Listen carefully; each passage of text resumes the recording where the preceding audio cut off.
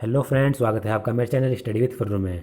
दोस्तों, आज हम क्लास 12 बायोलॉजी का चैप्टर 4 रिप्रोडक्टिव हेल्थ के जो नीट 2013 से नीट 2019 तक आए हुए क्वेश्चंस हैं वो हम आज सोल्व करेंगे।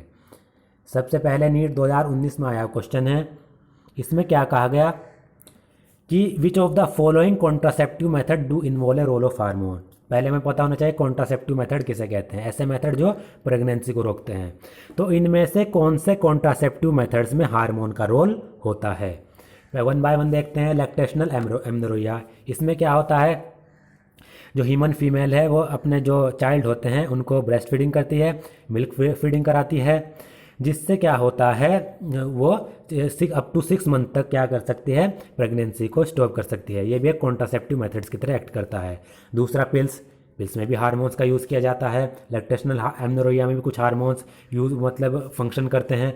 इमरजेंसी कॉन्ट्रासेप्टिव, इनमें भी कुछ हार्मोन्स हैं जो इमरजेंसी कॉन्ट्रासेप्टिव के रूप में यूज़ किए जा सकते हैं। एस्ट्रोजन, प्रोजेस्टेरोन, उनके फंक्शन से मिलकर वो बने होते हैं। बैरियर मेथड, क्या बैरियर मेथड में हार्मोन यूज़ किए जाते हैं? नहीं, इसमें किए जाते हैं, लेकिन बैरियर मेथड में नहीं किए जाते, बल्कि लैक्टेशनल एमनोरिया और पिल्स में यूज़ किए जाएंगे। गलत हो गया। कॉपर टी में क्या हार्मोन यूज़ किए जाते हैं? पिल्स में, इमरजेंसी कॉन्ट्रासेप्टिव में। कॉपर टी में ये यूज़ नहीं किए जाते, गलत, क्योंकि वो कॉपर रिलीजिंग आयोडीज होती हैं। पिल्स में यूज़ किए जाते हैं इमरजेंसी कॉन्ट्रासेप्टिव में, लेकिन बैरियर मेथड में नहीं किए जाते। तो ए is the correct option. Lactational amenorrhoea, pills, emergency contraceptive में हार्मोन का फंक्शन होता है। दूसरा नीट 2019 में क्वेश्चन नंबर 2 ये पूछा गया, select the hormone releasing intrauterine devices. इनमें से हमें hormone releasing intrauterine device select करनी है। तो इसमें इसका जो करेक्ट ऑप्शन है वो है क्वेश्चन नंबर 3, प्रोजेस्टासर्ट LNG20। ये NCERT में दिया गया है। प्रोजेस्टासर्ट LNG20 hormone releasing intrauterine devices हैं, ये हमें याद रखना है। नीट 2013 में क्वेश्चन नंबर 3 पूछा गया, कॉन्ट्रासेप्टिव सहेली। कॉन्ट्रासेप्टिव सहेली के बारे में हमें बताना है। पहला, blocks estrogen receptor in the uterus. ये क्या करती है, यूट्रस में एस्ट्रोजन के रिसेप्टर्स को ब्लॉक कर देती है, जिससे preventing eggs from getting implanted, जिससे जो एग्स है वो इम्प्लांट ही नहीं हो पाते। तो यही इसका मेन फंक्शन होता है। सहेली क्या करती है, कॉन्ट्रासेप्टिव सहेली यूट्रस में एस्ट्रोजन के रिसेप्टर्स को ब्लॉक कर देगी, जिससे जो एग्स हैं वो इम्प्लांटेड नहीं हो पाएंगे। बाकी second, increase the concentration of oestrogen and prevent ovulation in female, ये भी गलत है। ये आईयूडी नहीं है, ये भी गलत है। पोस्ट कोइटल कॉन्ट्रासेप्टिव, ये भी गलत है, क्योंकि ये प्री कोइटल कॉन्ट्रासेप्टिव्स हैं। तो is the correct option. Question number 4 NEET 2017 में पूछा गया। इसमें क्या कहा गया, match the following usually transmitted diseases. Column first में कुछ ट्रांसमिटेड, सेक्सुअली ट्रांसमिटेड डिजीज दी गई है, ये सेक्सुअली ट्रांसमिटेड डिजीज हैं। और कॉलम सेकंड में उनके कॉजेटिव एजेंट दिए गए हैं। इन दोनों को हमें क्या करना है, मैच करना है। तो सबसे पहले गोनोरोया, क्या गोनोरोया HIV से होता है? गलत है। तो सबसे पहले हमें देखना है कि हमें कौन कौन से पता है। हमें इनमें पता है मोस्ट कॉमन एड्स, तो सबको पता होता है एड्स HIV की वजह से होता है। ये इसके हमें क्वेश्चन इस तरीके के क्वेश्चन करने का एक मेथड है। सबसे पहले हमें सबसे इजी फाइंड करना है जो हमें पता है। एड्स हमें पता है HIV की मदद से होता है, तो हमें पता लगा डी का फर्स्ट। तो डी का फर्स्ट किस में है, ये डी है। सेकंड, फर्स्ट, डी का फर्स्ट इसमें नहीं है, तो ये ऑप्शन गलत हो गया, बाकी 3 बचे। दूसरा है, अगर हम जेनाइटल वार्ड्स को देखें तो ये जेनाइटल वार्ड्स क्या निसेरिया से हो सकता है, ट्रिपेनोमा से हो सकता है, या फिर ह्यूमन पैपिलोमा वायरस। जो जेनाइटल वार्ड्स है वो ह्यूमन पैपिलोमा वायरस के द्वारा होते हैं, ये हमें याद रखना है। सी का फोर्थ देखें, इसमें भी नहीं है, इसमें भी, तो ये ऑप्शन होगा सी का फोर्थ। तो D is the correct answer. अगर हम इसको 1 बाय 1 देखें, अब डी आंसर को हम 1 बाय 1 देखें तो ए का क्या दिया गया है, सेकंड, यानी जो गोनोरोया डिजीज है वो निसेरिया की वजह से होती है। और बी का थर्ड, जो सिफिलिस है वो ट्रेपोनिमा की वजह से होती है, इसका पॉजिटिव एजेंट है। सी का फोर्थ दिया गया है, genital wards human papilloma virus से होती है। डी का फर्स्ट, एड्स HIV की वजह से होता है। तो ये हमें पॉजिटिव एजेंट्स इसके याद कर लेने हैं, ये इंपॉर्टेंट्स हैं। नीट 2017 में ये क्वेश्चन पूछा गया। इसमें क्या कहा गया, the function of copper ions in copper releasing आयोडी is. जो कॉपर रिलीजिंग आयोडीज हैं उन आयोडीज में कॉपर का फंक्शन क्या होता है? दे इनहिबिट गैमेटोजेनेसिस, क्या हो गैमेट के फॉर्मेशन को रोक देते हैं, गलत है। They make uterus unsuitable for implantation, क्या वो यूट्रस को इम्प्लांटेशन के लिए अनसुटेबल कर देते हैं, ये भी गलत ऑप्शन है। दे इनहिबिट ओवुलेशन, क्या वो ओवुलेशन को जो एग रिलीज होता है उसको इनहिबिट करते हैं, ये भी गलत ऑप्शन है। तो डी, दे सप्रेस स्पर्म मोटिलिटी, ये एनसीईआरटी में दिया गया है। जो कॉपर आयंस होते हैं वो स्पर्म मोटिलिटी को सप्रेस कर देते हैं, जो स्पर्म मूव करता है उसको ख़त्म कर देते हैं, और स्पर्म की फर्टिलाइजिंग कैपेसिटी को भी सप्रेस कर देते हैं, दबा देते हैं। ये फंक्शन हमें इसका याद रखना है। क्वेश्चन नंबर 6 नीट 2017 में ये पूछा गया है। इसमें क्या कहा गया? In case of a couple where the male is having a very low sperm count, ऐसे केस में जहाँ पर कपल में से जो मेल पार्टनर है उसके सीमन में स्पर्म का काउंट, स्पर्म का नंबर बहुत ही कम हो। Which technique will be suitable for fertilisation, तो ऐसे केस में फर्टिलाइजेशन के लिए कौन सी टेक्निक सुटेबल हो सकती है? तो पहले इसमें ये ऑप्शन दिया गया है gamete intracytoplasmic fallopian transfer gift, तो ये ऑप्शन गलत है क्योंकि गैमेट इंट्राफैलोपियन ट्रांसफर तो होता है, तो ये गलत है, इसका इस्तेमाल हम नहीं कर सकते। दूसरा बी, आर्टिफिशियल इंसेमिनेशन के रूप में। आर्टिफिशियल इंसेमिनेशन क्या होता है? इसमें जो सीमन है उसको डायरेक्टली यूट्रस या फिर वेजाइना में क्या किया जाता है? इंसर्ट किया जाता है आर्टिफिशियल इंसेमिनेशन में। तो इसकी वजह से हो सकता है क्योंकि अगर हम सीमन को डायरेक्टली फीमेल की यूट्रस या वेजाइना में इंसर्ट कर दें तो उससे ये प्रॉब्लम सोल्व हो सकती है। बी, सी अगर हम देखें तो बी करेक्ट आंसर है। सी, इंट्रासाइटोप्लाज्मिक स्पर्म इंजेक्शन, इसमें क्या होता है जो सिंगल स्पर्म है उसको डायरेक्टली एग के साइटोप्लाज्म में डायरेक्टली इंजेक्ट किया जाता है। तो अगर सिंगल स्पर्म को एग के साइटोप्लाज्म में डायरेक्टली इंजेक्ट कर रहे हैं तो उससे भी फर्टिलाइजेशन हो सकता है। सी, तीसरा इंट्रायूट्रिन ट्रांसफ़र, क्या इससे हो सकता है? क्योंकि इंट्रायूट्रिन ट्रांसफ़र में इसमें जो एम्ब्रियोज होते हैं उनको डायरेक्टली यूट्रस में ट्रांसपोर्ट किया जाता है, तो इसकी वजह से भी नहीं हो सकता। तो इसके दो आंसर हो सकते हैं, आर्टिफिशियल इंसेमिनेशन भी आंसर हो सकता है और इंट्रासाइटोप्लाज्मिक स्पर्म इंजेक्शन। तो बी और C is the correct answer, दोनों ही करेक्ट हैं। Question number 7 NEET 2016 phase first में ये पूछा गया है। इसमें क्या कहा गया?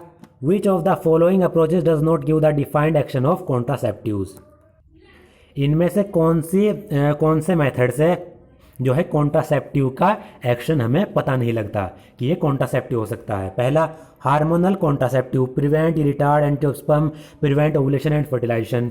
तो हार्मोनल कॉन्ट्रासेप्टिव का फंक्शन यही होता है कि ये स्पर्म की एंट्री को या प्रिवेंट करेंगे या रिटार्ड करेंगे और फर्टिलाइजेशन को, ओवुलेशन को प्रिवेंट करेंगे। तो ये इसका करेक्ट फंक्शन है। दूसरा, वैसेक्टोमी, प्रिवेंट स्पर्मेटो, क्या वैसेक्टोमी स्पर्मेटोजेनेसिस को प्रिवेंट करती है मेल्स में? स्पर्मेटोजेनेसिस तो होता है लेकिन वो क्या होता है? रिलीज नहीं होता। तो ये क्या है? वैसेक्टोमी प्रिवेंट स्पर्मेटोजेनेसिस को प्रिवेंट नहीं करती, तो ये करेक्ट ऑप्शन है, यानी ये अप्रोच कॉन्ट्रासेप्टिव में नहीं आती। बैरियर मेथड फर्टिलाइजेशन को प्रिवेंट करते हैं, ये भी सही है। Intrauterine device increase phagocytosis of sperm, sperm के फेगोसाइटिस को यानी स्पर्म को डिस्ट्रॉय करती है, स्पर्म मोटिलिटी को सप्रेस करती है और स्पर्म की जो फर्टिलाइजेशन कैपेसिटी है उसको भी सप्रेस करती है। आईयूडीज, ये भी सही है, बाकी ये फंक्शन इसका नहीं है, तो B is the correct answer. Question number 8 NEET 2016 phase first में ये पूछा गया है। इसमें क्या कहा गया? In context of amniocentesis which of the following statement is incorrect. तो हमें एमनियोसेंटेसिस पता होना चाहिए। एमनियोसेंटेसिस प्रोसेस है जिसके द्वारा जो प्रीनेट एम्ब्रियो होता है उसका प्रीनेटल डायग्नोसिस किया जाता है कि वो मेल है या फिर फीमेल है, क्रोमोसोमल के बिहेवियर पर उसका पता लगाया जाता है। तो इसके अगर हम देखें, it can be used for detection of down syndrome, तो ये सही है क्योंकि एमनियोसेंटेसिस की मदद से जो क्रोमोसोमल एबरेशंस होते हैं, क्रोमोसोमल कमियां होती हैं, उसको डिटेक्ट किया जाता है। तो डाउन सिंड्रोम क्रोमोसोम की कमी से होता है, तो ये भी करेक्ट ऑप्शन है। हमें इसमें से इनकरेक्ट ऑप्शन वो करना है जो एमनियोसेंटेसिस से नहीं होता। It can be use for detection of cleft palate, क्या है क्लेफ्ट पैलेट के डिटेक्शन के लिए यूज़ किया जा सकता है? ये ऑप्शन गलत है, ये क्लेफ्ट पैलेट के डिटेक्शन के लिए इस्तेमाल नहीं किया जा सकता। It is usually done when a woman is between 14 to 16 weeks of pregnancy, ये भी सही है। जब ह्यूमन जो फीमेल्स होती है वह प्रेगनेंसी के 14 से 16 हफ्ते के बीच में हो तब इसको किया जाता है। It is use for prenatal sex determination, ये भी सही है, B is the incorrect option और बी ही इसका आंसर है। Question number 9 NEET 2016 phase second में पूछा गया है। Which of the following hormone releasing IUDs, इनमें से कौन सी हार्मोन रिलीजिंग आयोडीज है? तो हमें पता है LNG-20 हार्मोन रिलीजिंग आयोडी है, बाकी ये नहीं है। तो question option A is the correct answer. Question number 10 NEET 2016 phase second में पूछा गया है, ये सब याद रखने वाले क्वेश्चन हैं। विच of the following is incorrect regarding vasectomy, vasectomy के रिगार्डिंग कौन सा ऑप्शन इनमें से इनकरेक्ट है? इनकरेक्ट ऑप्शन हमें वो करना है, फाइंड करना है। No sperm occurs in seminal fluid, क्या सेमिनल फ्लूइड में कोई भी स्पर्म नहीं होता? होते हैं, तो ये ऑप्शन सही है, क्योंकि सेमिनल फ्लूइड में जब वैसेक्टोमी हो जाती है तो कोई भी स्पर्म नहीं होता। दूसरा, नो स्पर्म अकर्स इन एपिडाइमिस, क्या एपिडाइमिस में भी स्पर्म नहीं होते हैं? एपिडाइमिस तक स्पर्म आते हैं बल्कि वो इजैकुलेट नहीं होते हैं, तो ये इनकरेक्ट है। एपिडाइमिस में स्पर्म होते हैं। वासा डिफरेंशिया इसका टाइड, ये भी सही है, वास डिफरेंशिया कट किया जाता है और टाइड किया जाता है। बी इसका इनकरेक्ट ऑप्शन है, बाकी ये भी सही है और ये भी सही है।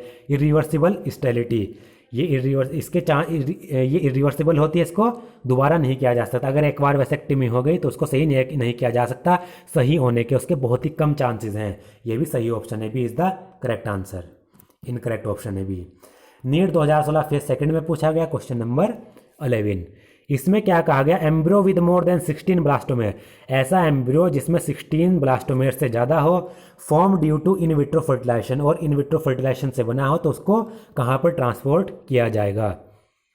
तो उसको ऐसा एम्ब्रियो जो इन विट्रो फर्टिलाइजेशन से बना हो और उसमें 16 ब्लास्टोमेर से ज़्यादा हो तो उसको ट्रांसपोर्ट किया जाता है यूट्रस में, यह हमें याद रखना है। तो ए is the correct answer. Question number 12 AIPMT 2015 में ये पूछा गया, इसमें क्या कहा गया? A childless couple can be assisted to have a child through a technique called GIFT, the full form of this technique is, एक चाइल्डलेस कपल है जिनके चाइल्ड नहीं हो रहे हैं तो उसको एक टेक्निक जिसको गिफ्ट कहते हैं, उस टेक्निक से उनको चाइल्ड हो सकते हैं। तो इस टेक्निक की फुल फॉर्म क्या है? तो जो गिफ्ट टेक्निक होती है उसका जो फुल फॉर्म होती है वो होती है गैमेट इंट्राफेलोपियन ट्रांसफ़र, ये फुल फॉर्म हमें याद रखनी है। D is the correct answer.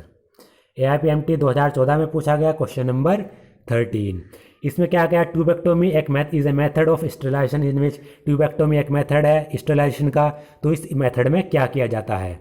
Small part of the fallopian tube is removed और टाइप्ड अप, तो ये हमें पहला ही ऑप्शन पता लग गया, सही ऑप्शन है, क्योंकि हमें पता है स्टेरिलाइजेशन फीमेल में होती है, मतलब ट्यूबेक्टोमी जिसमें फेलोपियन ट्यूब का जो फेलोपियन ट्यूब को रिमूव किया जाता है उसके स्मॉल पार्ट को, और फिर फेलोपियन ट्यूब को बांध दिया जाता है, टाइड कर दिया जाता है।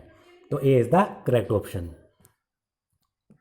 क्वेश्चन नंबर 14 AIPMT 2014 में पूछा गया है, इसमें क्या कहा गया?